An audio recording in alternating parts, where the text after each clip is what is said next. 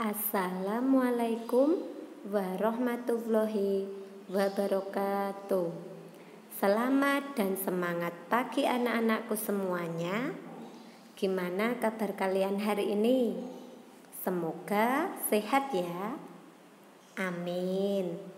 Berjumpa lagi dengan Usfinda dalam video pembelajaran hari ini.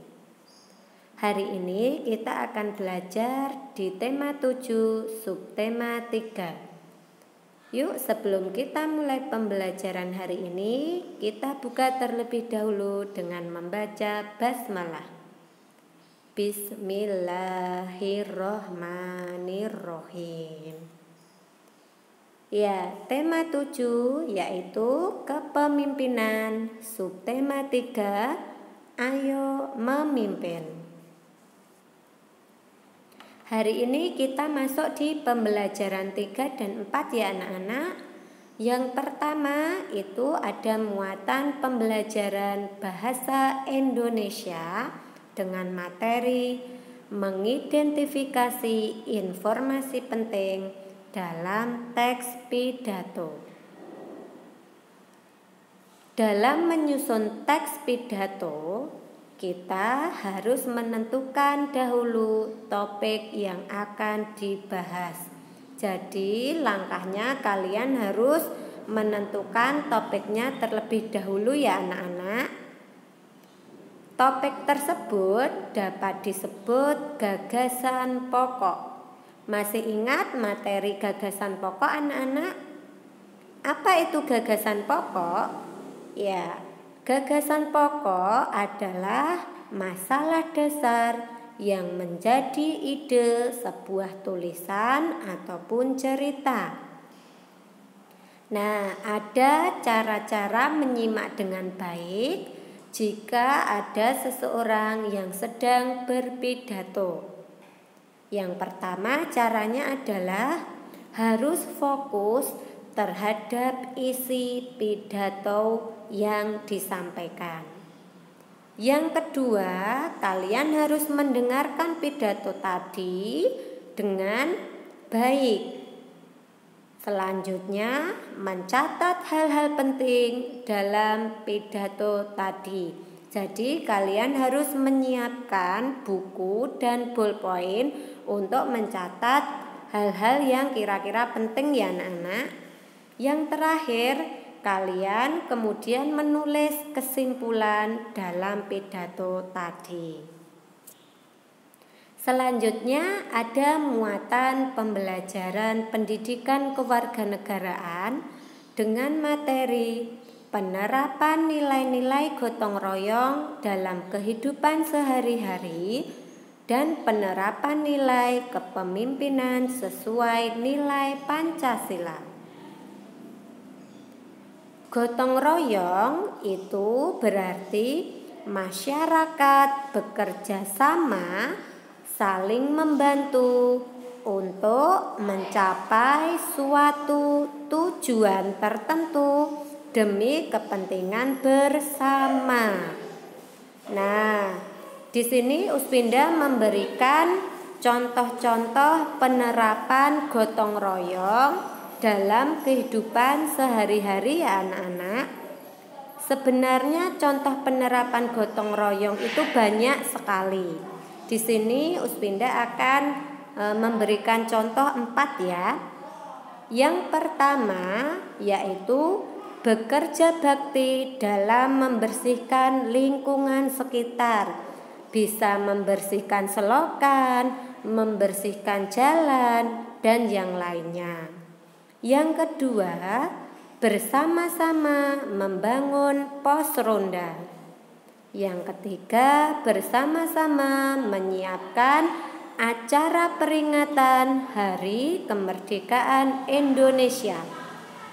Dan yang terakhir, bersama-sama membangun jembatan. Agar dapat menerapkan nilai kepemimpinan dalam kehidupan sehari-hari, kita harus menerapkan sikap-sikap sebagai berikut. Yang pertama ada sikap bertanggung jawab saat mengerjakan tugas. Tugas itu baik tugas individu maupun tugas kelompok harus dilaksanakan secara tanggung jawab. Sikap selanjutnya yaitu bekerja sama secara baik dengan orang lain. Sikap selanjutnya yaitu kita harus selalu mementingkan kepentingan bersama dibandingkan kepentingan pribadi atau kepentingan diri sendiri. Sikap yang terakhir yaitu mampu membuat keputusan atas suatu masalah.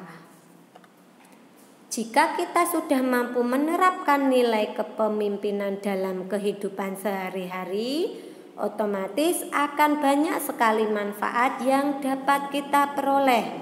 Manfaatnya apa saja sih? Yuk kita simak. Manfaatnya yang pertama, kita dapat menjadi orang yang lebih bertanggung jawab. Yang kedua, bisa menjadi lebih disiplin. Yang terakhir, memiliki nilai kepedulian yang tinggi. Ya, kita lanjut ke muatan pembelajaran IPS dengan materi kerjasama negara-negara di Asia Tenggara dalam bidang pendidikan. Negara-negara ASEAN melakukan beberapa kerjasama yang memiliki peran dan fungsi sebagai berikut. Yang pertama yaitu deklarasi kerjasama pendidikan yang bertujuan untuk mencapai masyarakat ASEAN yang peduli terhadap pendidikan. Selanjutnya, pelaksanaan program pertukaran pelajar se-ASEAN. Nomor 3, kerjasama di bidang ilmu pengetahuan dan teknologi. Yang keempat, kerjasama untuk meningkatkan kualitas sumber daya manusia sehingga mampu bersaing dengan masyarakat dunia. Sekarang kita lanjut ke peran Indonesia dalam kerjasama ASEAN di bidang pendidikan, yaitu sebagai berikut. Yang pertama, mendukung program pertukaran pelajar dengan memberikan beasiswa kepada para pelajar berprestasi. Yang kedua, menyediakan sarana pendidikan yang memadai untuk meningkatkan kualitas dan daya saing pelajar Indonesia. Yang ketiga, menyusun kurikulum pendidikan yang berlandaskan pada perdamaian dunia, menghargai HAM atau hak asasi manusia, serta prinsip demokrasi. Yang terakhir perannya yaitu kerjasama dengan negara lain untuk mengembangkan ilmu pengetahuan atau teknologi yang dimiliki. Nah, kita lanjut ke muatan pembelajaran seni budaya dan prakarya dengan materi bahan dan teknik pembuatan patung. Bahan pembuatan patung itu dibagi menjadi dua ya anak-anak. Ada yang pertama bahan alam, yang kedua bahan buatan. Teknik pembuatan patung itu terbagi menjadi 3 macam, yaitu ada teknik butsir, teknik pahat, teknik cetak. Kita akan bahas satu persatu ya anak-anak. Yang pertama ada teknik butsir. Itu merupakan teknik dengan cara memijat-mijat bahan, mengurangi bahan, dan menambah bahan sampai membentuk bentuk yang diinginkan. Alat bantu membutsir adalah yaitu alat butsir. Bahan yang dapat digunakan pada teknik butsir itu adalah tanah liat dan plastisin. Yang kedua ada teknik pahat, merupakan cara pembuatan patung dengan mengurangi bahan sedikit demi sedikit. Alat bantu yang digunakan pada teknik pahat ini adalah pahat dan palu. Bahan yang digunakan pada teknik pahat adalah kayu dan batu. Yang ketiga ada teknik cetak, merupakan pembuatan patung dengan cara membuat cetakan, menuang bahan ke dalam cetakan, kemudian membuka cetakan. Nah, bahan yang digunakan ini biasanya berupa gips ya anak-anak. Nah, itu tadi materi pembelajaran tema 7, subtema 3, pembelajaran 3 dan 4 ya anak-anak. Sekarang kita masuk ke tugas.